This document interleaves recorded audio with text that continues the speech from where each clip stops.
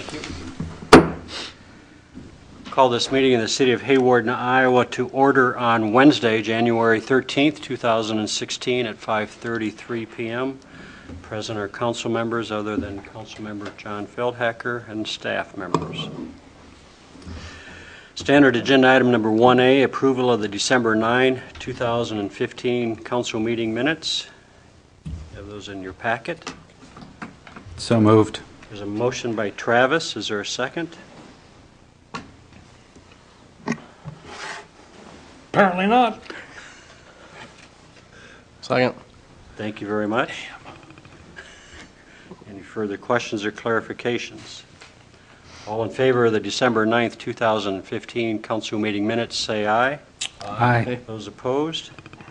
It passes 4-0. Agenda item number 1B, approval of the December 23rd, since we were not in session, and January 13th, so we will ask for questions, starting with Monty for questions, please, for claims for payment. Not at this time. Okay, thank you. Anything from Travis? No. Tim, questions? No. Payne, any questions? None. Hearing no questions, I'd entertain a motion for approval of claims for payment, please. So moved. There's been a motion by Tim. Is there a second? Second. Seconded by Travis. All in favor of the claims for payment, say aye. Aye. Aye. Those opposed? Hearing none, that passes 4-0. Next is agenda item number 1C, open business from the community.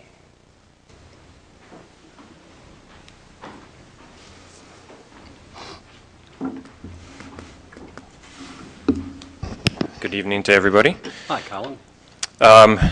Representing the Economic Development Corporation, just wanted to give a kind of a final wrap-up regarding the spec building sale, and just kind of quick history and bring it all together. So back in 2008, the city again received the $300,000 grant from the USDA Rural Development Red Leg for the construction of the building. That, again, had to pass through a nonprofit entity and thus was passed to the Economic Development Committee. The initial construction cost of the building was $469,295, and that was comprised of the $300,000 grant from the USDA, an $80,000 grant from the city, and a repayable loan of $89,295 from the city. So a total of $389,295 was agreed upon to be repaid to the city in 10 annual payments of $38,929.50. We made, the Economic Development Committee made 4 of those payments through 2014. If you recall, I came to the council Michelle Clockey came to the council in August of 2015 as the upcoming payment was due, and due to lack of funds, we were unable to make that. And we presented a proposal to have the city assume the 2015 payment and future payments until the building was sold or until that balance was paid off. And that was approved by the council. We did receive an offer again to purchase the building in the fall, in October, contingent upon acquiring the land just south of that building. And again, I came to the council that time to ask for or make a proposal to have that property deeded over to the Development Committee by way of a grant, and again, that was approved by the council as well. The building, the buyer did accept that offer with the land contingent, and that sale has officially been closed as of January 5th of 2016. With that sale, we have been able to repay the balance, which was at that time $194,647.26 plus the payment that was incurred by the city from September of 2015. So essentially, the full balance of the spec building has been paid, which was a total of $234,287.80. So the full balance of that project has essentially been covered. The other part of the grant process was that set up the revolving loan fund. So that $300,000 grant set that up, and with those annual payments, $30,000 of the $38,000 payment went into that revolving loan fund, and to date, we've been able to $190,000 of that revolving loan fund money has been used by 5 different businesses in the community, and that will be a perpetual fund that will continue to be able to be utilized from now going forward.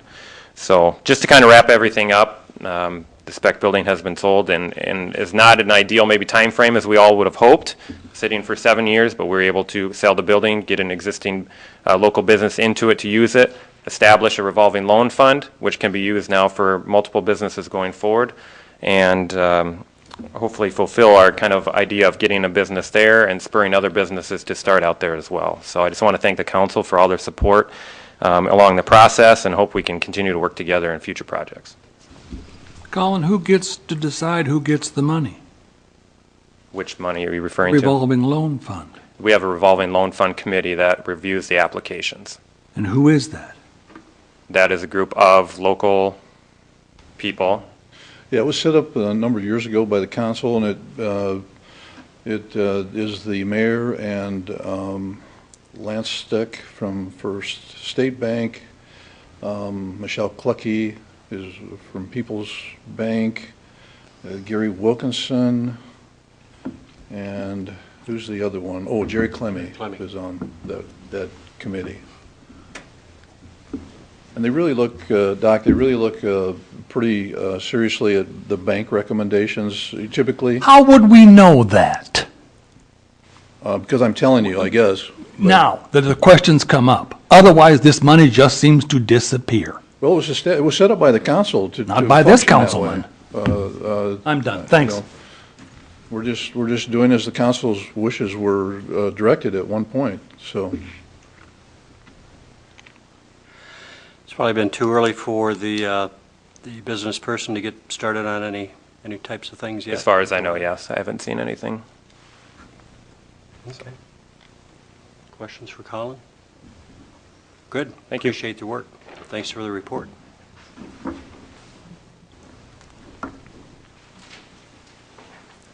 Welcome, Val. Thank you. I am here to give you some good news tonight. I handed out 2 little cards to you, and if you didn't get one, I'll give you one later. I just want to review so that the community knows, and I thought this might be a good way to do it, what we have available online for people to use. If you have a tablet or if you have a phone, all of these services that I'm going to talk about tonight are available free to you. The first one I want to mention is Bridges. It used to be called Wilbur. It's our ebooks. We have now 24,279 ebooks that you can download to your iPad, to your phone, to play through your Bluetooth, whatever. That is the ebook.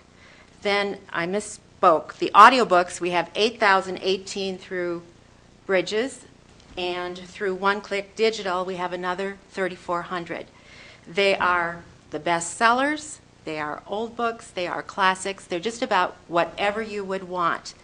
There is an app for each of these services that you can put on your smartphone. So right now, I have, through One Click Digital, I have Ordinary Grace by Kruger, which was the Edgar Award winner. You do not have to worry about paying a fine on this. They're never overdue, and it's an awesome service.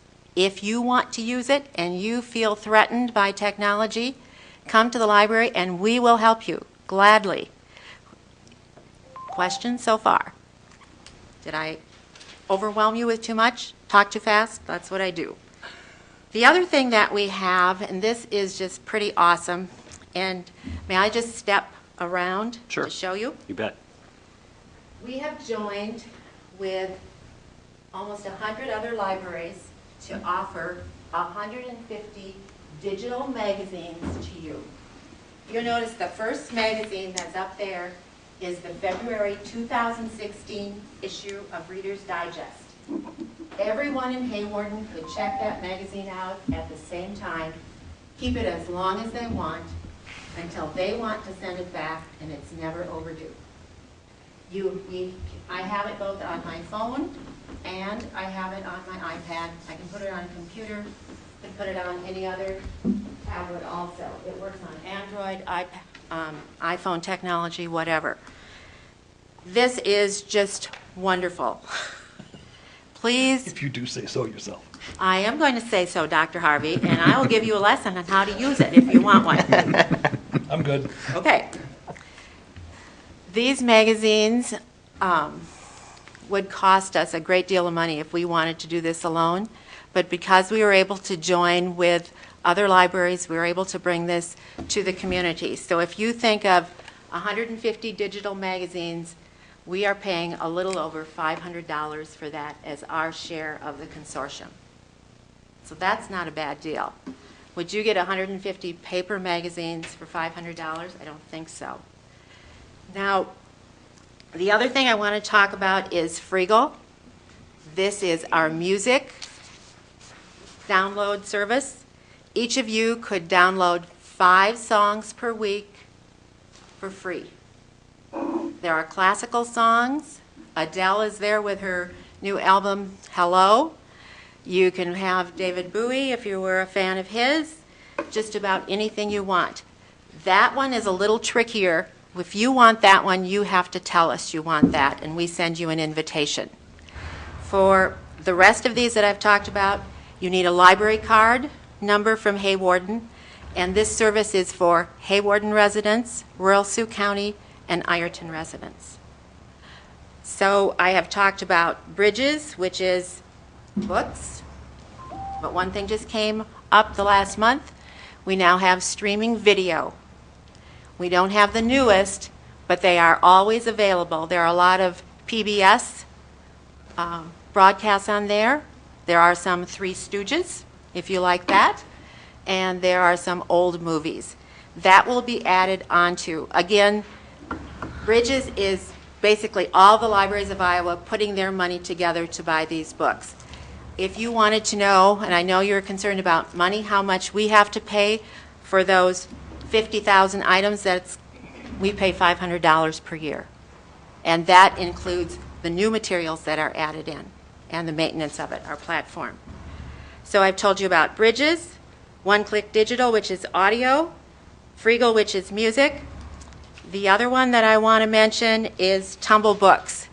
You do not need to have a library card for that one. That one is just on our website, and those are interactive books for children. Each of these has its app that you can put somewhere else so that if you're mobile, you've got it with you. So I think I have used up my 5 minutes, and I appreciate you allowing me to come and tell you about this service, and we really encourage people to use this, and we will gladly help anybody get their tablet or phone set up for this. Thank you so much. Val, I just have a question. I read in one newspaper that the Lamar's library is charging their rural customers now. Is that correct, in Plymouth County? I believe it is correct, yes. And you mentioned, though, in Sioux County, they can come here for Yes, free, our they can. rural customers. Sometime when you have time, I will explain to you what happened, Okay. with Lamar's I and think they with that. got into their county funding or Right. something, but I want to make sure that Sioux County people know that they can come here Yes. for free.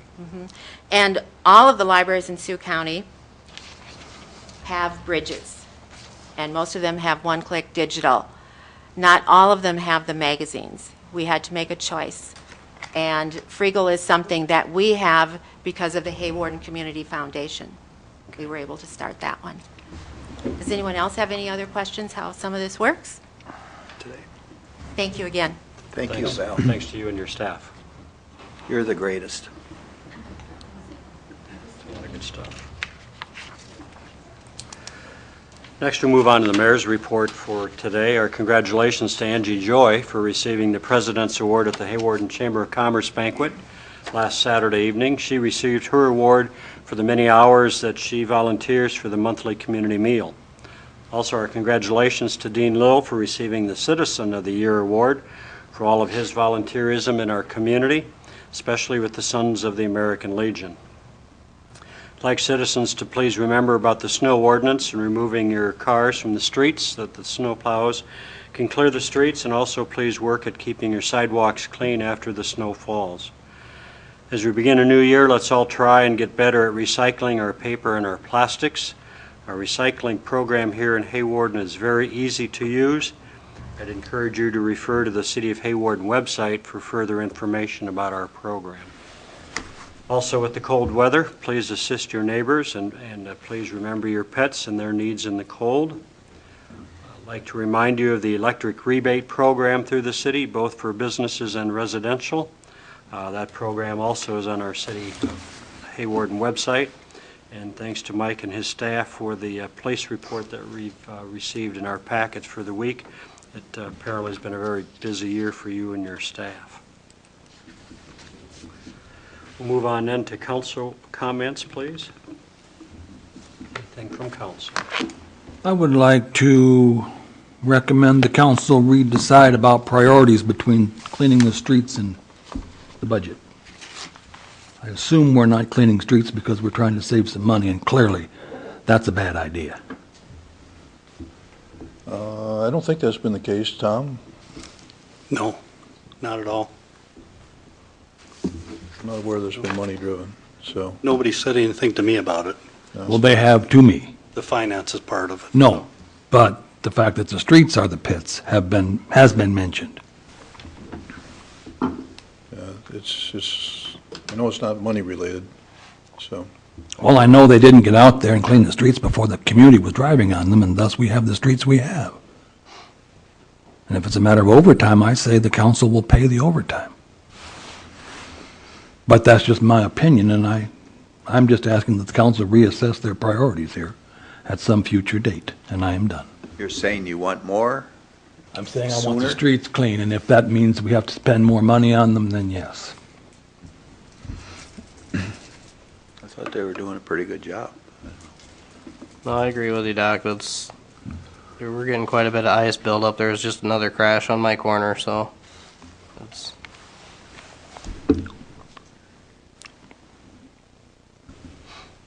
Any other council comments? As far as the ambulance is concerned, are we still trading one of those off? Because we have 3 now, I hear. Payne? Yeah. What they're planning on doing right now is hanging on to the 3, because that maroon one that they have is not reliable enough right now. But that's the back end of that ambulance is what they need to remount to the new truck. So that's why they're hanging on to that. It's supposed to be going to Mao to get looked at so it can actually get fixed correctly this time. So then that might be able to bring them back down to 2 ambulances. The third one they have now is only worth between $2,000 and $5,000, so it's. I'd like to relook at that because the council decided that there was going to be 2. Yep. And I want to make sure we're going that direction because I don't want to spend more money on an ambulance continuously when it breaks down all the time. I think that was the point. So I don't know if we need to have a conversation about that in the future or if that's in the budget discussions for them to come back in or what. So just my thoughts.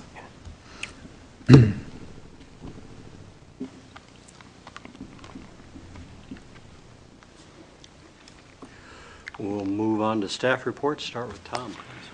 Yeah, about 4 o'clock this afternoon, the electric department came in and informed me that we're going to have an electric outage tomorrow. Doing a line inspection and found an area that needs immediate attention, and we're going to have to shut this area down tomorrow about 1:30 from 11th Street to 23rd Street and from Falcon Drive to Avenue E. It's going to take us about 2 hours. It's one of the large poles on our loop that has a pair of cross arms on one side of it and one on the other, and there's 2.5 of them burnt through. So before we have a major outage, we're going to have to get after that. What time was that going to be again? 1:30. It's probably in your front yard. Good thing I'm not home. That's most of residential Hawarden, isn't it? Yes. Other than residential, The nursing home will be Precious in there. involved too, so we've talked to them already. And thank goodness for the inspections.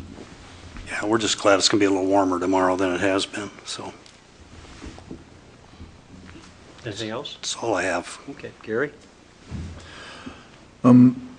I just want to mention a couple things. First of all, the fire department had 39 calls in 2015. I'd just like to thank all the firefighters, and special thanks to Chief Strong for his continued leadership, and he does a great job with providing us with reports as far as the fire calls and equipment needs that they have. Also like to mention that the Fireman's Ball is, the 124th Fireman's Ball is coming up. Payne, do you know what the date is of that? It's January 30th. January 30th at the other bar. So I'd encourage everybody to buy tickets and attend. I'd also like to thank the water and wastewater employees for the excellent results we received from recent inspections on our public water supply and our wastewater treatment facility. In those inspections, there were no significant deficiencies, there were no minor deficiencies, and no requirements of the DNR Environmental Department on either entity. So I think we should be pretty proud of our staff and keeping our equipment and utilities functioning as they are. So. Okay, thank you.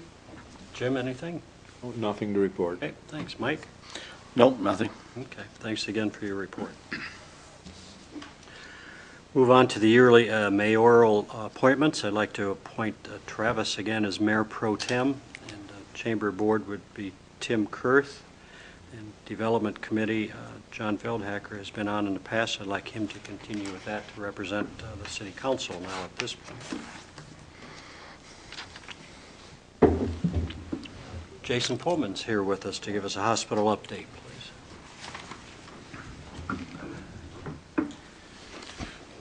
Good evening. If you've driven around the block, you're starting to see steel go up in the air, and that's encouraging. So, as we had wet weather and frozen temperatures and a lot of issues that we had to work through, but we're getting past those, and the steel is going up, and they'll be doing steel erection probably for another 2 weeks. But everything is going as planned. We did have one little bit of challenge. It was designed to keep the part of the 1936 building exterior wall that is connected to the existing 90s and 70s addition. Unfortunately, the underpinning of the footing for the 1936 building is higher than the footing for the 90s addition, so we'll have to remove that, and we're working with the architects and the engineers to decide how we're effectively going to do that. Ultimately, what it means is building a couple of temporary walls inside the organization and taking that out. So it's not a huge hiccup. It's just it's a small one that we just have to. It was unforeseen, and you couldn't foresee it until you actually got into the building. And so we're working through that, but otherwise everything's on plan and moving forward. The weather's kind of at least starting to cooperate up there. At least it's done raining. And, yeah, they said, well, this is actually nice weather. We set steel in Nebraska all year last year in the winter, so he goes, we do it all year long this way. So good. Any questions for Jason about the hospital project at this point?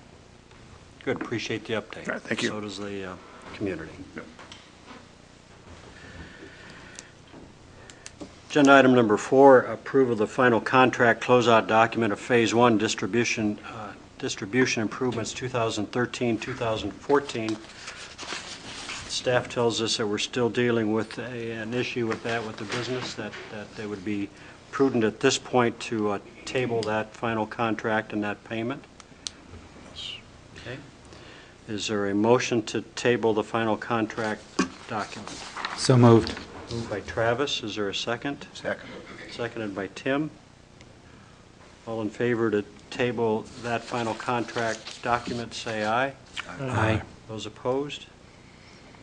If that gets resolved then with the business, that'll be brought back at our next stated meeting. Agenda item number 5, Resolution 2016-01, appointing Commissioner of the Sioux Valley Regional Railroad Authority. That again has been Tom Kane, and he's willing to service that again with us. If that's okay with you, I would entertain a motion for the Resolution 2016-01. So moved. Moved by Travis. Is there a second? Seconded by Tim.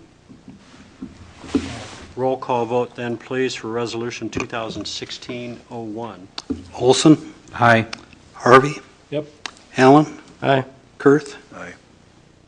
On a 4-0 roll call vote, that resolution passes. Next, we're going to start to do some budget work. We're going to start to review the utility rates and fees. And then agenda item number 7, we'll get into utility budgets at this point. They're all in our packet, and I'll start to turn this over to Gary and Tom Kane, I please. have to excuse myself for a county meeting. Okay, thank you. Drive safe.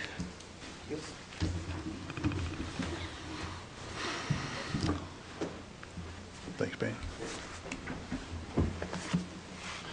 We'll just start with the fees, and if you remember correctly, several years ago, we compiled the fee structure and put some of the things that were in ordinances into the fees so that we could approve those by resolution.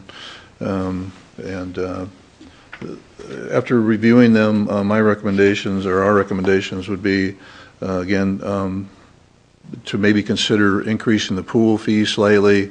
Again, it's a philosophical as much as financial decision.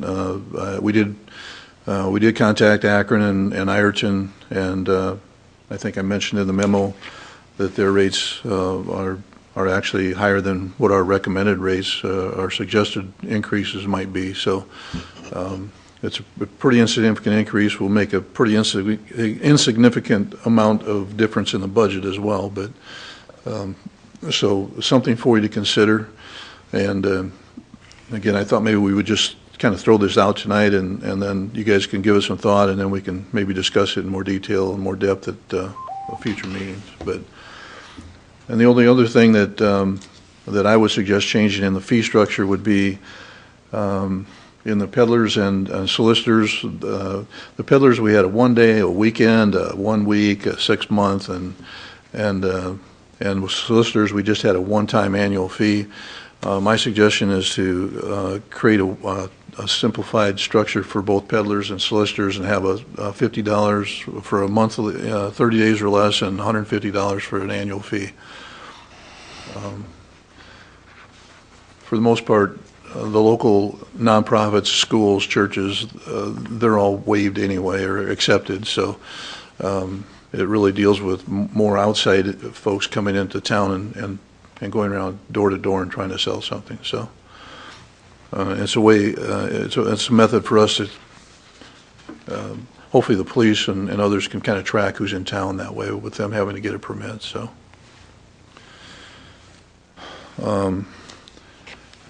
that being said,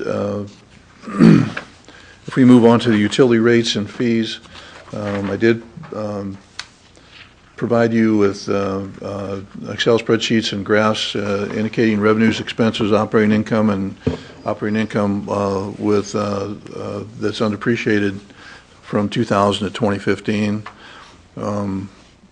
My recommendations moving forward are going to be that we increase water and wastewater. I think we've had these discussions in the past.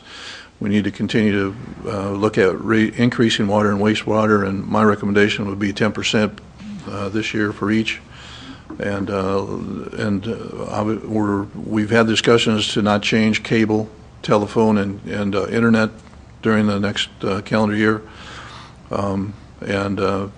Also, there's no need, in my eyes, to do anything with electric or gas. And I think we can have further discussion as we review the budget, but those will be, based on the information I provided you, those are the recommendations I'll have going forward. So, if we move on to the utility budgets, first of all, I did provide you with a copy of what I sent out for the budget requests, indicating that, especially on the general fund side, we don't have a lot of resources, increased tax revenues, and that they limit their increases to the 2.25% salary increase, and everything else needs to remain the same. I did go through each line or each page of the utility funds budgets. and each line on each page with a summary sheet for you to review those changes. I also highlighted those in the budget themselves. If you want to go through page by page, we can, but we've not done that in recent years, and I just thought I would highlight those, and if you had any specific questions about those tonight, we could talk about them. Otherwise, we'll get in more detail at the next meeting on the 27th on the utility side, and then do the general overview of the general fund budgets at that time. But pretty insignificant changes on the utility side. Most of them are pretty self-explanatory. There's some changes on the internet and telephone and cable, basically due to the new structure that we have with long lines, the new agreements that you entered into. Otherwise, most of the changes are going to be, one of the things I would ask that you review are the capital outlay projects that we have listed, and those were generated by the Public Works Department and Tom, and if you have any concerns or thoughts about changes along those lines, let me know, or let us know. Otherwise, I don't think there's any other really significant changes. Gas prices continue to be low, so we were able to decrease our costs, and which is good. We're passing that along to the customer rather than absorbing those increased profits, and the way our structure is. Supplemental power contracts have been changed this year, so there's a little bit of change in the budget as far as transmission costs, and they've been eliminated, and with the new power pool, it's really a change of line item structure rather than any change in the budgetary, from a budgetary standpoint as far as numbers.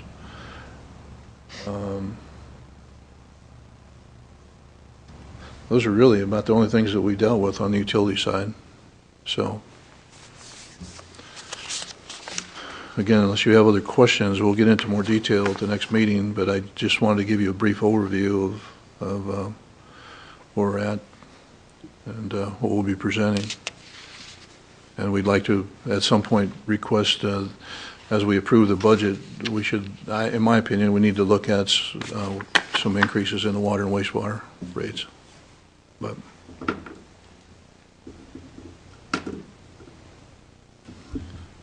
concerns or comments? Nope. Okay. Well, I do think that with the water, it seems like our expenses really went up high this year, so maybe 10% isn't enough. That I think this year was kind of an exceptional year in those expenses, because we'd approved a SCADA system or a water control system, so the expenses were really extremely high this particular year. But if you look at the trends over the last 10 years, even the last 6 or 8 years, we're still, this year was probably an exception. We'd almost, it was extreme. But if you look at the other years, we're still running in the red. But I'm just saying, I know with my own costs I looked over the last 8 years, and this is like 2/3 of what the year before was, our costs. So it must have been a wet year that the irrigation hardly. Yeah, so we didn't. If we're not going to be collecting revenue because it's wet, we have to. It was a low usage year. It's like, maybe we should have a little, 10% is, what's the average, $25 a month for a home or something, I'm guessing it. Yeah, maybe 30 or something, but $3 versus $5 or something, maybe 15% or something, just to get the revenue back. It's important to make each department finance itself and not taking money from the electric to pay for the water. So you want to encourage people to conserve and then penalize them when they do? No, I'm just saying, if we want to do a two-tier system, that's fine, but we got too low rates right now. That's all. If we're not making money, we shouldn't be paying with our electric for water.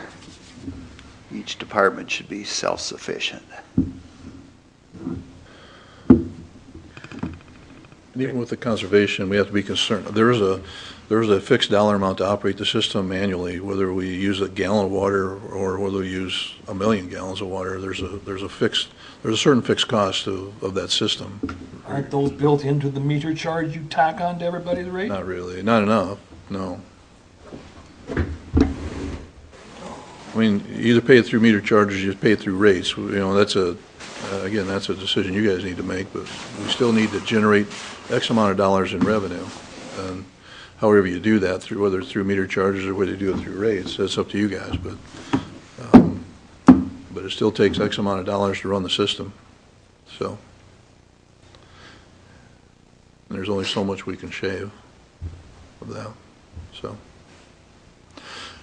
anyway, that's just kind of a brief overview, and we'll get into more in-depth conversations at the next meeting about those things, and just continue to work through it for the next couple months here, and until everyone's satisfied. Move to adjourn. Second. There's been a motion and a second to adjourn. Our next regular meeting will be January the 27th. All in favor of adjournment, say aye. Aye. Those opposed? Passes. Thank you for your time. Hawarden City Council's now